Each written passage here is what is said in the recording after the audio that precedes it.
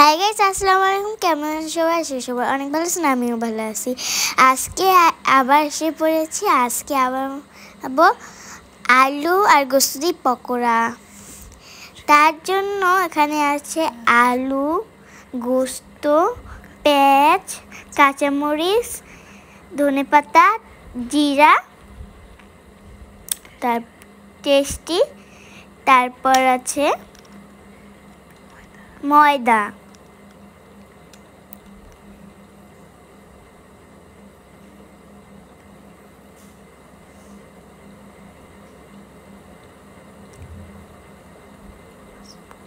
এখন সবকিছু দিয়ে মেখে নেব।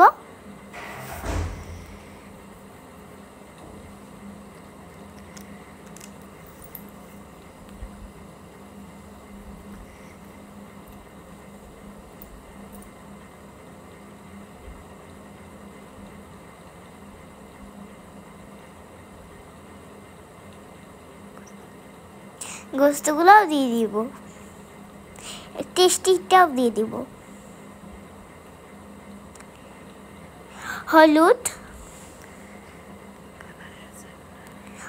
দিয়েছি কালারের জন্য, টেস্টি দিয়ে দিব। এখন মেখে নিব সুন্দরভাবে।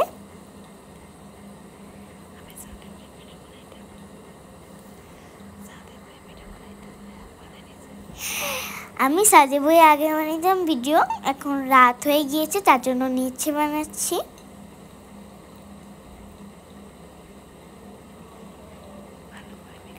ভালো করে মেখে নিব।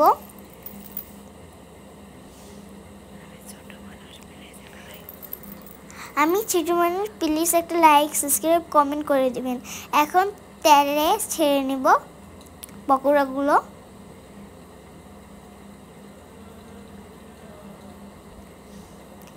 দেখেন কি সুন্দর একটা কালার এসেছে। শোন, আর লবণও দিয়ে দিয়েছিলাম, দেখাতে পারিনি।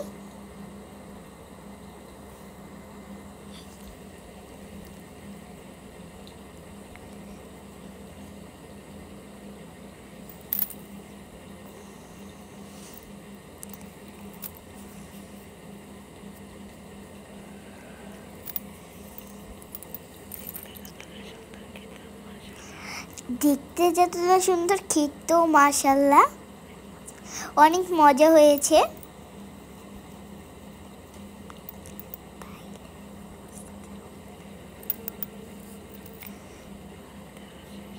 দেওয়া শেষ, এখন উল্টিয়ে নিব। দেখেন কি সুন্দর একটা কালার চলে আসে আস্তে আস্তে আস্তে আস্তে।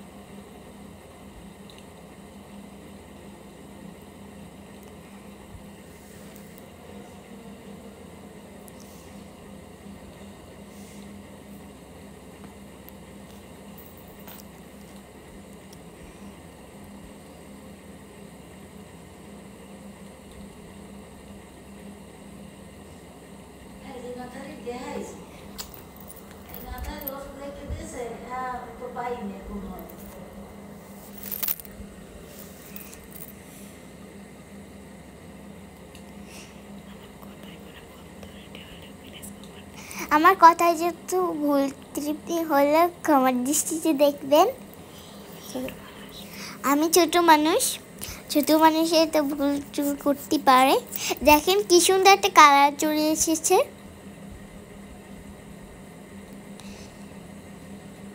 দেখেন কত সুন্দর দেখতে, যত সুন্দর হয়েছে খেতেও কিন্তু মাশাআল্লাহ।